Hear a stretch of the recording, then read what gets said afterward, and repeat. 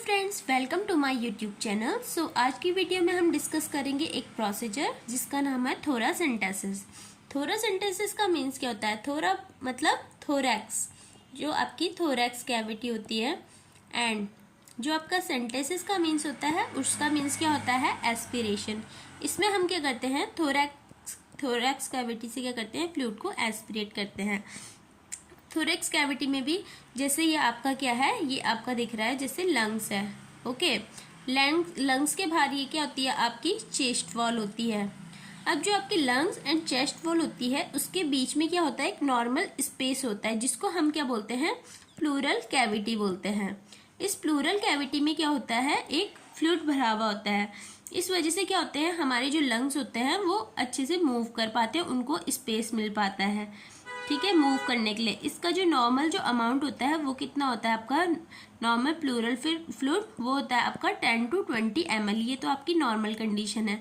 लेकिन due to any condition अगर इसमें क्या हो रहा है, हमारे प्लूरल कैविटी में, प्लूरल स्पेस में कोई फ्लूइड या फिर एयर एक्यूमुलेट हो गया है, तो वो क्या करता है? हमारे रेस्पिरेशन को डिस्टर्ब कर रहा है।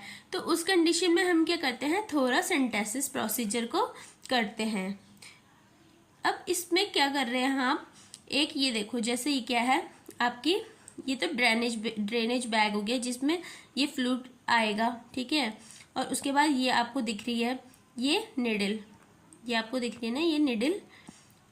उसके बाद यहाँ पे क्या है? ट्यूबिंग लगी हुई है। जैसे इस निडल को यहाँ हम प्लूरल कैविटी में डाल रहे हैं, ये यहाँ से क्या रहा है? ड्रेन बाहर आ रहा है। जैसे आप इधर साइड देख रहे हो ये नॉर्मल है, और ये क्या है? यहाँ पे देखो एक्सेस फ्लूइड एक्यूमुलेट हो गया है। तो इसी को प्रोसीजर को हम थोरासेंटेसिस बोल रहे हैं। डेफिनेशन देखेंगे, thoracentesis is a medical procedure. ये आपका मेडिकल प्रोसीजर होता है दैट इन्वॉल्व्स रिमूविंग फ्लूइड और air from plural space. Plural space से फ्लूइड या फिर एयर को रिमूव करना bye inserting the needle into the cavity. Cavity में हम क्या कर रहे हैं? कोई नीडल इंसर्ट करके उस फ्लूइड या फिर एयर को रिमूव कर रहे हैं।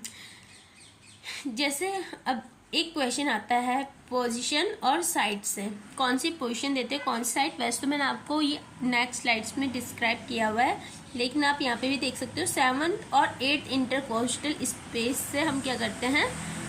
ये रिमूव करते हैं फ्लूइड। पोजीशन इसमें क्या देते हैं? Sitting upright with arm and shoulder rest. इसका भी मैं रीजन बताऊंगी क्यों ये वाली पोजीशन दे रहे हैं, ठीक है। तो इसको करने का पर्पस क्या है थोरासेंटेसिस? तो आपके 2 टाइप्स ऑफ पर्पस आ जाते हैं, diagnostic and therapeutic purpose.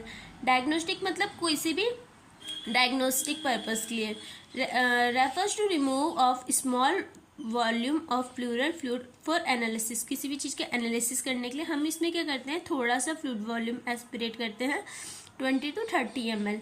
Therapeutic purpose देखें, refers to removal of a large volume. Diagnostic में हम क्या करें? स्मॉल वॉल्यूम, एंड थेराप्यूटिक में हम large volume of pleural fluid को क्या कर रहे हैं? निकाल रहे हैं। थेराप्यूटिक मतलब सिम्टम्स को रिलीव करने के लिए। लेकिन हमारे जो हम ड्रेन मतलब फ्लूइड रिमूव कर रहे हैं वो मोर देन 1000 ml नहीं होना चाहिए, क्योंकि इससे क्या होता है? हमारा सर्कुलेटरी फेलियर या फिर कार्डियल फेलियर देखने को मिलता है। नेक्स्ट स्लाइड में मूव करते हैं। इंडिकेशन, कौन कौन से ऐसे कंडीशन है जिसमें हम इसको परफॉर्म करते हैं? In case of pleural effusion, haemothorax, pneumothorax और एम्फाइमा की कंडीशन में हम इनको क्या करते हैं? परफॉर्म करते हैं। ब्लड एक्यूमुलेट हो गया, एयर एक्यूमुलेट होगी, पस एक्यूमुलेट हो गया, इन सब कंडीशन में करते हैं, ठीक है। साइट ऑफ पंचर, पंचर कौन सी साइट में करते हैं? Inferior angle of scapula 7th and 8th intercostal space में हम इसको क्या करते हैं? इससे एस्पिरेट करते हैं। किसके लिए? ये क्या आपका फ्लूइड के लिए। अगर एयर उसमें क्या है? एयर आ गई है प्लूरल कैविटी में, तो हम उसके लिए क्या करते हैं? 2nd and 3rd intercostal space से एस्पिरेट करते हैं। पोजीशन कौन सी देते हैं? ड्यूरिंग प्रोसीजर और आफ्टर प्रोसीजर। ड्यूरिंग प्रोसीजर हम देते हैं sitting upright with arm and shoulder rest. If patient not able to sit then provide orthopneic position. अभी बताऊंगी इमेज में कैसे कैसे होती है पोजिशन। आफ्टर पोजिशन हम क्या करेंगे? Lying down on unaffected side to prevent leakage of pleural fluid और टू डिक्रीज ब्लीडिंग रिस्क। ये ब्लीडिंग रिस्क को कम करने के लिए अनअफेक्टेड साइड में लिटाएंगे। ये आती है आपकी पोजिशंस।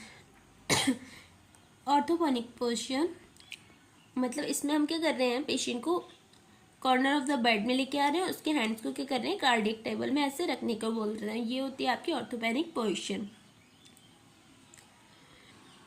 देन ये आप देख सकते हैं, ये क्या है, आर्म रेस्ट। इसमें क्या करेंगे, जैसे ये है ना, यहाँ से हम रिमूव कर रहे हैं, ये रिब्स के बीच में से निकालना है।